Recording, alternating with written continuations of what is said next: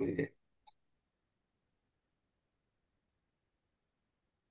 श्री गुरुभ्यो नमः. श्री हरे नमः. श्री वादिराजाचार्य कृष्णाचार्य वरखेडकर यांच्या प्रवचनांच्या मालिकेतील श्रीमदानंद तीर्थ भगवत पादाचार्य प्रणीतम श्रीमद भगवद गीता तात्पर्यम प्रारंभ.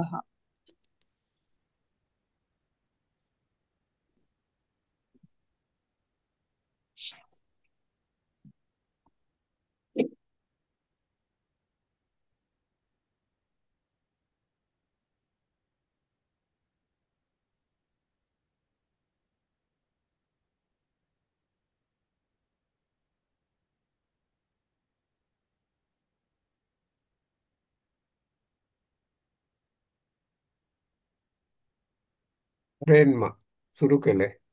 अरे श्री गुरुभ्यो नमः. स्क्रीनवर दिसत नाहीये रे. दिसत नाही. हा, काय ट्रेन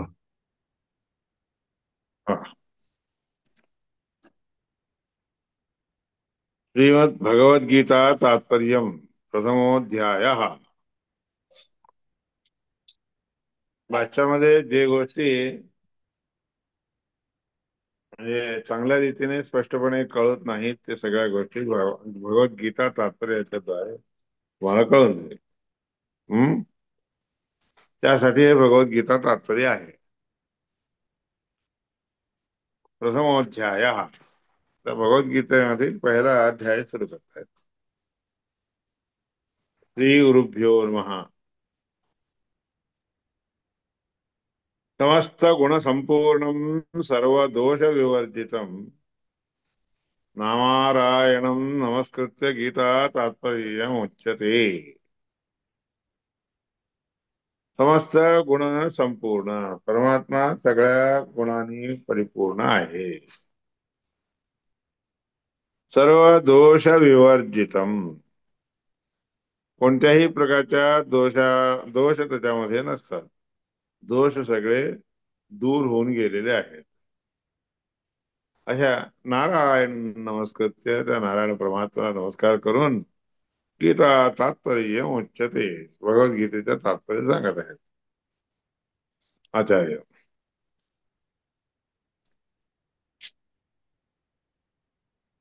शास्त्रेषु भारतम सारम सगळ्या शास्त्रामध्ये महाभारत हे सार आहे.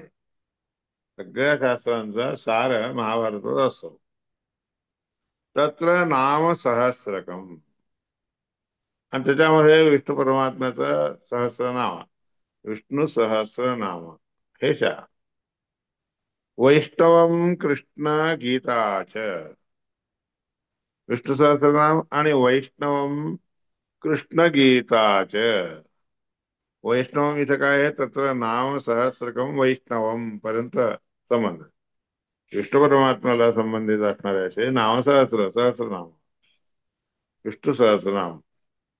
कृष्ण गीताच च म्हणजे आणि त्याचप्रमाणे भगवंताची कृष्णाने गायलेली गीता कृष्ण गीताच तत् ज्ञानान्मुच्यते अंजसा निश्चितपणे खरोखर मुक्त त्याचं ज्ञान झालं म्हणजे प्राप्त झालं म्हणजे मुक्त होतात. आता आम्हाला मुक्त व्हायचं नाही. आम्हाला अजून खूप दिवस जगायचंय. हं त्याकरता त्या परमात्म्याचं जे सांगितलं कृष्ण गीता आहे किंवा विष्णू सहस्रनाम आहे ते वाचलं तर आम्ही पटकन मरून मरून जाऊ म्हणजे मुक्त होऊन जाऊ असं काही लोक म्हणतात. हं?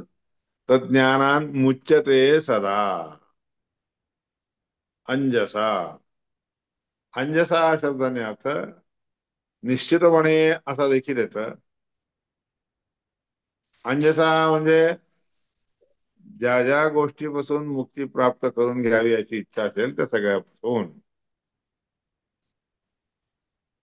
म्हणून अंजसा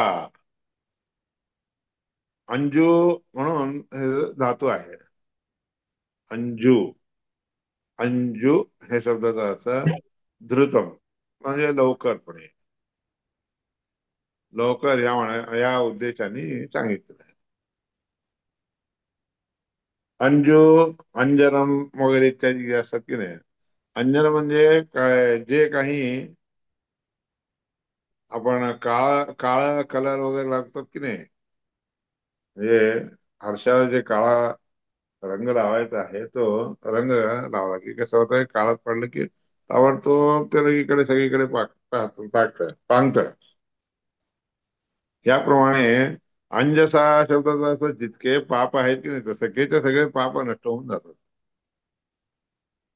असं दाखवलेलं आहे, बरं का.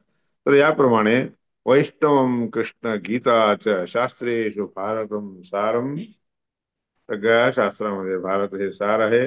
तत्र नाम सहस्रकम, त्यामध्ये पुन्हा वैष्णव म्हणजे विष्णू परमात्म्याला संबंधित असणार सहस्रनाम. कृष्ण गीताच, कृष्णाने गायलेली गीता. तर ज्ञानान्मुच्यते अंजसा, न भारत समम शास्त्रम, या जगामध्ये महाभारतासारखं शास्त्र एकही नाही. मग न भारत समम शास्त्रम, भारत संहितेसारखं शास्त्र कोणतंही नाही. कुत एव अनयोः समम, त्या दोन्हीच्या, महाभारत आणि भगवद्गीतेच्या सारखं दुसरं कोणतं आहे समान? समान असणारं कोणतंच नाही. भारतम सर्व वेदेषु, सगळ्या वेदामध्ये महाभारत संहिता आहे. आणि भारतम सर्व वेदाश्च, भारत आणि सर्व वेद हे सगळे तुलाम आरोपिता, तुलाम आरोपिता हा पुरा, तुळावर लावले. पुरा तळावर आले असताना वजनच्या दृष्टीने नाही बरं का, त्याच्यातलं शास्त्र जे असतंय की नाही, त्यातील माहिती जी आहे, त्या माहिती, ती माहिती आणि महाभारतातील माहिती दोन्ही मिळून तुला ठेवले. तुला आरोपिता पुरा देवे ब्रह्मादेवी सर्व, हे सगळ्या ब्रह्मादी देवतांनी त्याच्यातील सगळा सार, ह्याच्यातला सार सगळे एका ठिकाणी करून तुळ्यावर ठेवला. सर्व ऋषीविश्च समन्वित, त्याचप्रमाणे त्यांच्याबरोबर देवतांच्या बरोबर ऋषी लोक देखील होते बरं का. ऋषीविश सर्व सर्व ऋषीविश्च महाभारत समन्वित, व्यासस्य एव आज्ञया, त्या ठिकाणी वेदव्यासांच्या आज्ञेने तत्र तत्र तत्र तू अत्यधिष्ठत भारतम, त्यावेळेस ते दोन्ही ठेवले असताना त्यामध्ये जास्त वजन कशाचं झालं? महाभारत. अत्यधिष्ठत भारतम, भारत संहिता ही जी आहे की नाही, भारत महापुराण जे आहे, इतिहास जे आहे की नाही, ते अधिकपणे वाढलं, वजन वाढलं. का बाबा? तर महत्वात भारवत्वाच महाभारत उच्यते, महत्तर राष्ट्र असल्या कारणाने, महत्व जास्त त्याच्यामध्ये असल्या कारणाने याचा अर्थ. भारवत्वाच्या, चांगला गर्भित असणाऱ्या, अर्थ गर्भित असणाऱ्या अशा गोष्टी त्याच्यामध्ये असतात, म्हणून वजन होत. भारवत्वाच महाभारत उच्यते, महाभारत हे ठरलं, महाभारत हे सर्वश्रेष्ठ असणार असं आहे म्हणून सांगितलं. महत्वात, महत्तर असणाऱ्या अशा गोष्टी त्याच्यात सांगितलेल्या असतात. आणि भारवत्वाचे, जे काही सर्वश्रेष्ठ असणारे असे वजनदार आहे असे, आपण काही गोष्टी वजनदार वाक्य बोलले असं म्हणतात. ते वजनदार म्हणजे काय? ते वजन या हेवीच्या, हेवी लोडेड असं तसं काही नाही बरं का. म्हणजे खूप वजनदार वाक्य बोलतात, म्हणजे कोणतेही वाक्य बोललं की कसे असतात, असं भरीव असं आहे, सगळ्या शास्त्राने, विषयाने, अर्थाने, गांभीर्याने भरीव असणारे असे वाक्य जे असतात, ते वाक्य बोलत म्हणजे, तसले वाक्य बोलत म्हणजे खूप श्रेष्ठ असणारे असे वाक्य बोललं म्हणजे त्याला म्हणतात काय, खूप मोठे भरीव वाक्य बोलले बरं का म्हणून म्हणतात ते. महत्वात भारवत्वाच महाभारत उच्यते, निरुक्तम अस्य यो वेद, निरुक्तम अस्य यः वेद, हे निरुक्त जो कोणी जाणतो, या महाभारताचा निरुक्त जो कोणी जाणतो, सर्व पापही प्रमुच्यते, सगळ्या प्रकारच्या पापापासून तो मुक्त होतो. स्वयं नारायणो देवैर्ब्रह्मरुद्रेंद्र पूर्वकैः अर्चितो व्यासतां प्राप्य केवलं तत्त्वनिर्णयम्. त्याच्यामध्ये महत्व म्हणून दाखवलं ना, काय महत्व आहे असं विचारतात. तर काय महत्व, महत्वात भारताच महाभारत उच्यते म्हणून आहे ना, त्याच्यामध्ये महत्व काय आहे त्याच्यात ते सांगायला आलेले आहे. स्वयं नारायणो देवा, काय महत्व आहे म्हणजे स्वतः नारायण परमात्म्याने ब्रह्मरुद्रेंद्रादिकांनी सगळ्यांनी मिळून प्रार्थना केली कारणाने प्रार्थित अर्चितो व्यासतां प्राप्य, सगळ्यांनी प्रार्थना केल्यामुळे व्यास या रूपाने प्राप्त होऊन केवलम तत्वनिर्णयम, फक्त केवळ त्याच्यातला कोणता तत्वाचा अभिप्राय जो आहे की नाही तो निर्णय करून दाखवलेला आहे. केवलम तत्वनिर्णयम. चकार, चकार म्हणजे केलेलं आहे. चकार पंचमम वेदम, महाभारत नावाचं जे आहे की नाही हे एक पाचवा वेद म्हणून म्हणतात. ऋग्वेद, यजुर्वेद, सामवेद, अथर्ववेद तर हे आहेतच, त्याला सोडून पाचवा वेद म्हणजे महाभारत. महाभारत संज्ञितम, महाभारत म्हणजे आधी नुसतं भारत म्हणायचे. महा किंवा महत्व, त्याच्यामध्ये असलेल्या महत्वाच्या गोष्टी सांगितलेल्या असतात म्हणून महाभारत असं ब्रह्मांड पुराणामध्ये सांगितलंय बरं का ही गोष्ट. हं? तत्र साक्षात, तत्र साक्षात इंद्रावतारम उत्तम अधिकारिणम आत्मनः प्रियतमम अर्जुनम क्षत्रियाणां विशेषेतो परमधर्मम नारायण द्विट तद अनुबंधी निग्रह, नारायण द्विट तद अनुबंधी, ते ट पाहिजे, द्विट तद अनुबंधी. द्विट म्हणजे तिथं मध्ये जे ट घालायचं, नारायण द्विट पाय तोडायचं, नारायण द्विट. हा, तद अनुबंधी निग्रहम, म्हणून त्यामध्ये काय विशेष करून त्या ठिकाणी इंद्रावतार असणारा, असा इंद्राचाच अवतार असणारा उत्तम अधिकारीणम, उत्तम अधिकारी, सगळ्या देवांच्या मध्ये उत्तम श्रेष्ठ कोण आहे? इंद्र आहे. आपल्या सगळ्या लोकांना देखील इंद्रच आहे. तसं तर पाहायला गेलं तर यमधर्मराज आपल्याला मुख्य आहे, त्या यमधर्मराजापेक्षाही श्रेष्ठ असल्या कारणाने इंद्र. याकरता इथे काय सांगितलेलं आहे, तत्र साक्षात इंद्रावतारम उत्तम अधिकारिणम, उत्तम अधिकारी असणाऱ्या अशा आत्मनः प्रियतमम, आत्मा म्हणजे परमात्मा, आत्मनः परमात्म्याला फार आवडता आहे, प्रियतमम अगदी आवडता असणाऱ्या अर्जुनम, अर्जुनाला. तो कसा आहे? क्षत्रियाणां विशेषतः अपि परम धर्मम, क्षत्रिय लोकांचा विशेष धर्म, परमधर्म कोणता आहे, विशेष करून कोणता परमधर्म आहे ते म्हणजे तो धर्म म्हणजे नारायण द्विट. नारायण द्विट म्हणजे नारायणाशी द्वेष करणारे. तद अनुबंधी, नारायण द्विट तद अनुबंधी पाहिजे, पुन्हा इथं त पाहिजे, तद अनुबंधी, द्विटच्या नंतर त पाहिजे, तद अनुबंधी. नाही द द तदनु, द पाहिजे मध्ये. हा, तो पूर्ण पाहिजे का? तदनु, हा द्विट तदनुबंधी, तदनु, त्याच्या नंतर द, तदनुबंधी निग्रह, बरोबर आहे.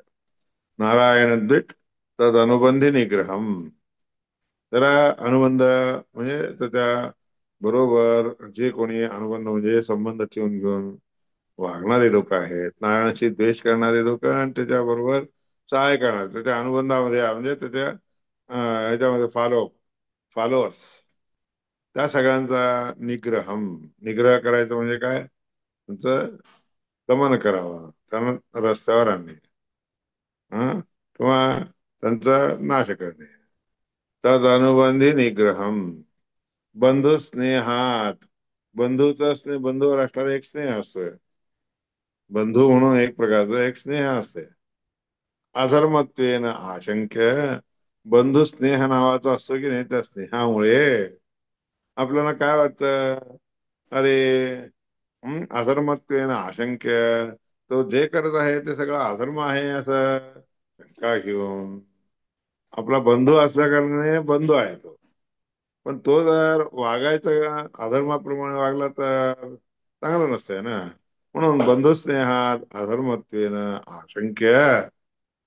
ते बंधूवर केलेल्या स्नेहामुळे अधर्म आहे अशा प्रकारे शंका शंका आली असताना ततो निवृत्त प्रायम स्वविहित वृत्त्या. त्याच्यापासून निवृत्त झालाय तो. बंधू स्नेहामुळे तो करत असताना सगळं अधर्म करत आहे असं समजून घेऊन, असं समजल्या कारणाने निवृत्त प्रायम, अरे यांना सोडून द्यावं, हे सगळं सोडून द्यावं असं विचार. निवृत्त प्राय झालेले असताना ते सगळ्या निवृत्त त्याच्यापासून निवृत्त होऊ इच्छिणारा असा होऊन स्वविहित वृत्त्या भक्त्या, स्वतःला विहित असणारी अशी जी वृत्ती आहे त्या वृत्तीच्या द्वारे भक्तीने भगवत आराधनामेव, भक्तीने भगवंताची आराधना करणं हा परमधर्म आहे, श्रेष्ठ धर्म आहे असं समजून तद विरुद्ध, त्याच्या विरुद्ध असणारा सगळा जो काही धर्म आहे तो सगळा अधर्म आहे. त्याला विरोधी असणारे असे सगळे धर्म म्हणजे अधर्मी आहे. तद विरुद्ध सर्वोप्यधर्म हा भगवत अधीनत्वात, सगळा अधर्म भगवत अधीनत्वात सर्वस्य इति बोधयति. ते सगळे करत असणारा अधर्म आहे असं समजून भगवंताच्या अधीन सगळी गोष्ट असतात, सगळं काही भगवंताच्या अधीन असतं आहे. सगळी गोष्ट बरं का, सर्वस्व म्हणजे सगळ्याच गोष्टी भगवंताच्या अधीन आहे. किती बोध आहे ती, हे दाखवून देणार, हे दाखवून देतो कोण, भगवान नारायण. हे किती बोध आहे ती भगवान नारायण. भगवान नारायण ते दाखवून देतो. सर्व सर्वम चेत अत्र एव अवगम्यते. आणि ह्या सगळ्या गोष्टी की नाही या महाभारतातच अवगम्यते, जाणले जातात, समजले जातात. महाभारतामुळे सगळे समजलं जातं, किंवा महाभारतात सांगितलेली गोष्ट आपण समजली म्हणजे सगळं समजलं जातं असा अर्थ. अत्रैव अवगम्यते, इथंच इथंच कळतं बरं का ते. ह्याच्यामध्ये प्रमाणात दिलेलं आहे बरं का. अथ चेत् त्वमिमं धर्म्यं संग्रामं न करिष्यसि ततस्त्वधर्मं कीर्तिं च हित्वा पापम् अवाप्स्यसि. दुसऱ्या अध्यायात 33व्या श्लोकामध्ये सांगितलं आहे. अथ चेत् त्वमिमं धर्म्यं, जर तू यामध्ये सांगितलेलं धर्माची गोष्ट ते काय म्हणजे संग्राम न करिष्यसि, युद्धरूपी संग्राम केला नाहीस तर धार्मिक असणारा जे तुझ्यासाठी धर्मयुक्त असणाऱ्याचे आहे संग्राम, तसला संग्राम म्हणजे युद्ध तू जर नाही केलंस तर न करिष्यसि तथा, त्यामुळे स्वधर्मम कीर्तींच हित्वा, स्वतःचा काय धर्म आहे तो कर्म, तो धर्म सोडून देऊन कीर्तींच हित्वा, स्वधर्मम कीर्तींच हित्वा, स्वधर्म आणि कीर्ती दोन्ही गोष्टी सोडून देऊन पापमवाप्स्यसि, तुला प्राप्त कोणतं होणार, पाप प्राप्त होईल इत्यादी ना. याप्रमाणे हे सगळे जे वाक्य आहेत की नाही त्या सगळ्या वाक्यांनी स्वधर्मत्व, युद्ध करणे हे त्याचा धर्म आहे, पण त्या क्षत्रियांचा धर्म आहे. यतः प्रवृत्तिर्भूतानां येन सर्वमिदं ततं स्वकर्मणा तमभ्यर्च्य सिद्धिं विन्दति मानवः. तसं का बाबा त्याचा धर्म आहे. यतः प्रवृत्तिर्भूतानां, ज्याच्यामुळे ज्या गुणधर्माच्यामुळे प्राण्यांना सगळ्यांना प्रवृत्ती उत्पन्न होती, हे करावं मी, हे करावं अशा प्रकारची प्रवृत्ती उत्पन्न, येन सर्वमिदं ततं, त्या परमात्म्यामुळे सगळं काही, सगळ्या गोष्टी तदम व्यापलेले आहे. त्या परमात्म्यामुळे सगळं व्यापून गेलेलं आहे म्हणून याकरता तदस त्याकरताच म्हणत आहेत. ज्याचा प्रवृत्तीभूतान सगळीकडे व्यापून टाकलेलं आहे. त्या परमात्म्यामुळे सगळं व्यापून गेलेलं आहे म्हणून याचा प्रवृत्तीभूतान सगळ्या प्राण्यांना प्रवृत्ती उत्पन्न होते. येन सर्वमिदं तदं ज्या परमात्म्यामुळे सगळं व्यापलेलं आहे. तदं म्हणजे व्यापलेलं आहे. स्वकर्म म्हणा. आता मागच्याच्या स्वतः करायचं जे कर्म असते त्या कर्माचं आचरण करत करत त्या परमात्म्याची अर्चा करावी. अभ्यर्चा म्हणजे पूजा करावी. स्वविहित वृत्त्या भक्त्या भगवत आराधनमेव परमो धर्म हा म्हणून तिकडे सांगितलेलं आहे. स्वविहित भक्ती स्वतःची जे विहित असण्याची भक्ती आहे त्या भक्तीमुळे स्वविहित भक्त्या भगवत आराधनमेव परमहा धर्म भगवंताची आराधना करणं हाच मोठा धर्म आहे कर्म आहे. सकर्मणा अभ्यर्च सिद्धिं विंदती मानव. परमात्म्याची अर्चना करावी. धातू आहे. अर्चना म्हणजे पूजा करणे, सेवा करणे. सिद्धिं विंदती मानव. मानवाला जे आहे सिद्धी प्राप्त होती. काहीतरी दुसरं काहीतरी केलं तर मिळत नाही सिद्धी. आपलं केलेल्या कामाने आपलं जे ठरवलेलं असते गोष्ट एम असते ते सगळं मिळालं प्राप्त होत असेल तर ते काम करावं. जे केलं असताना आपल्याला जे पाहिजे ते न होत असताना दुसरंच काहीतरी भलतच प्राप्त होत असेल तर मग ते काय उपयोग नाही. स्वकर्मणा अभ्यर्थ सिद्धिं विंदती मानव.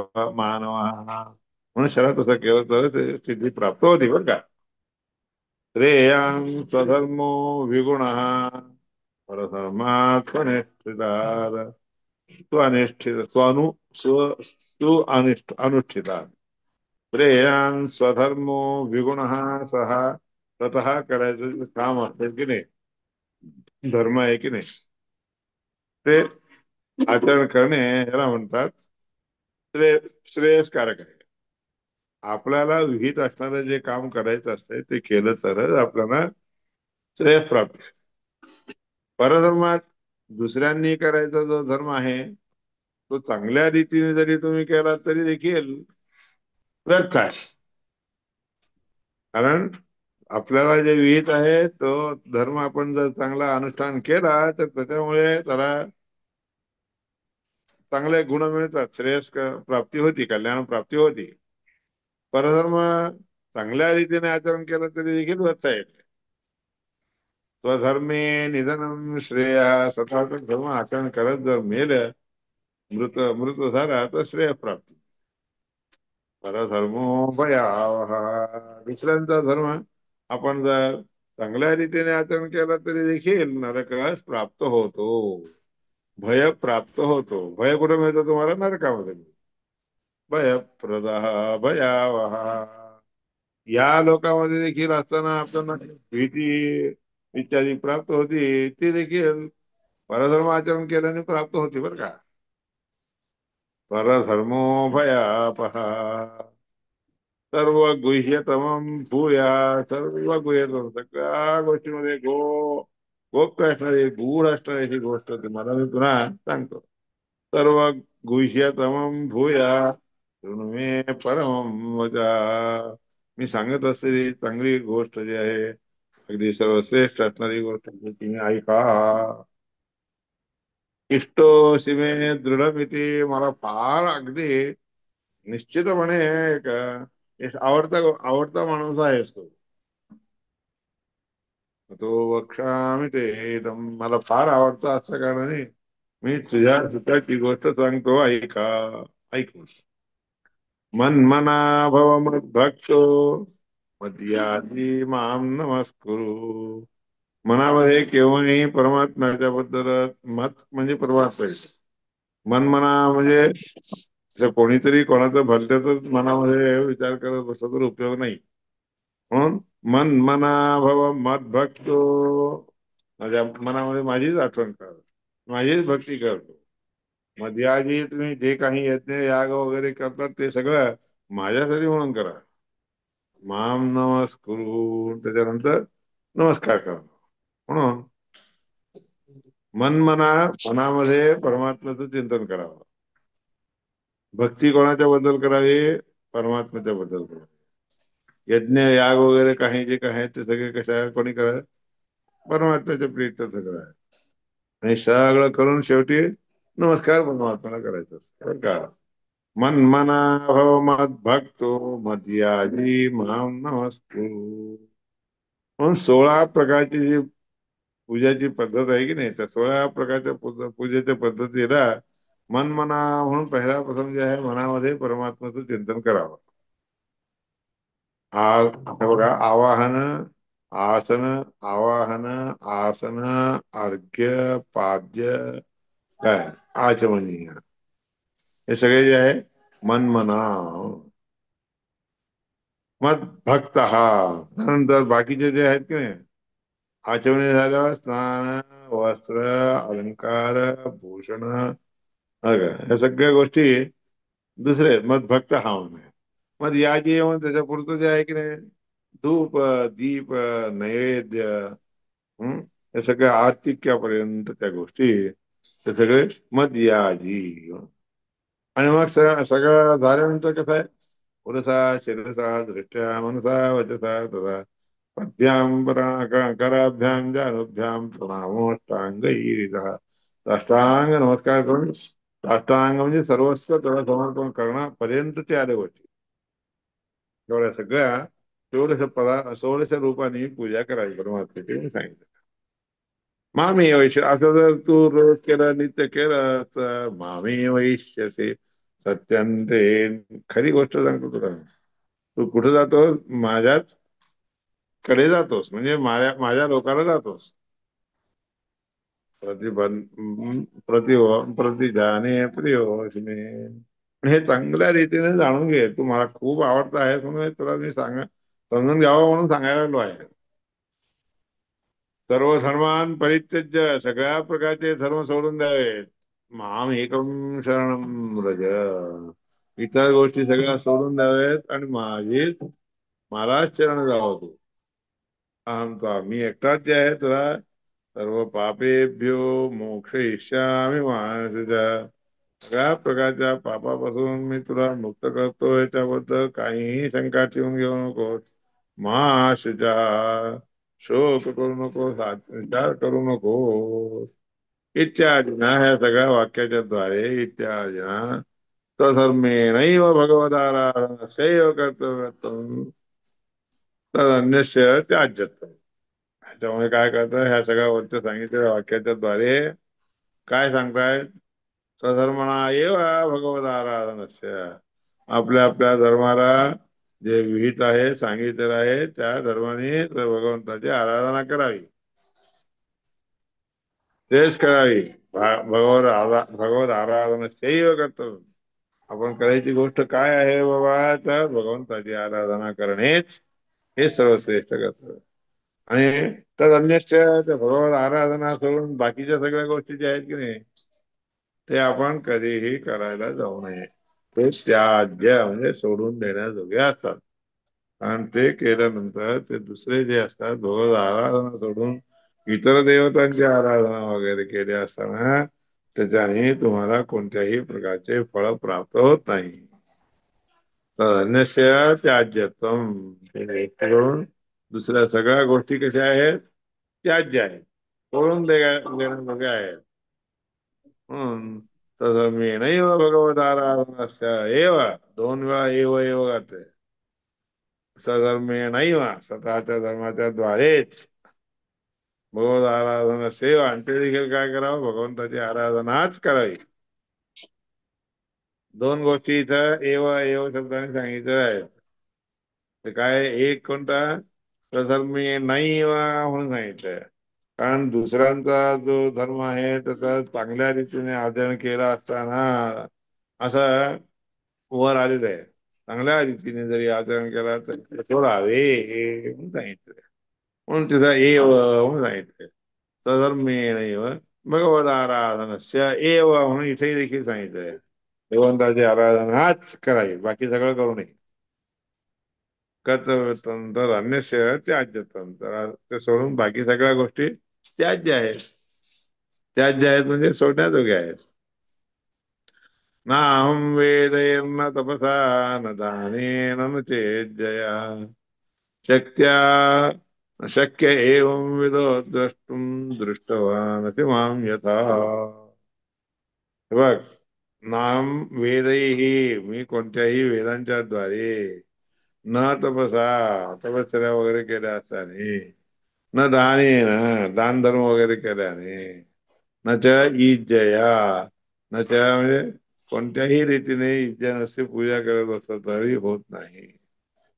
शक्य एवं विधा द्रष्टुम, तुम्हाला तसं पाहू शकत आहे की नाही, तू ज्या रीतीने मला पाहत आहेस तशा रीतीने पाहणं दुसऱ्या कोणत्याही गोष्टीने शक्य नाही. फक्त असं मी सांगितलेल्या पद्धतीनेच केलं तरच शक्य आहे.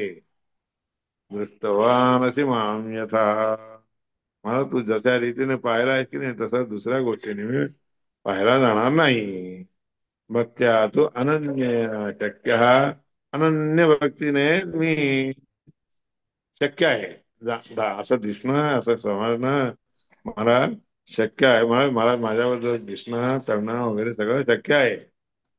अनन्य, अनन्या शक्य, शक्य, कोणत्या अनन्य भक्ती, न अन्य अनन्य, हे त्या परमात्म्याला सोडून दुसऱ्या कोणत्याही व्यक्ती त्याबद्दल भक्ती केली असताना शक्य नाही.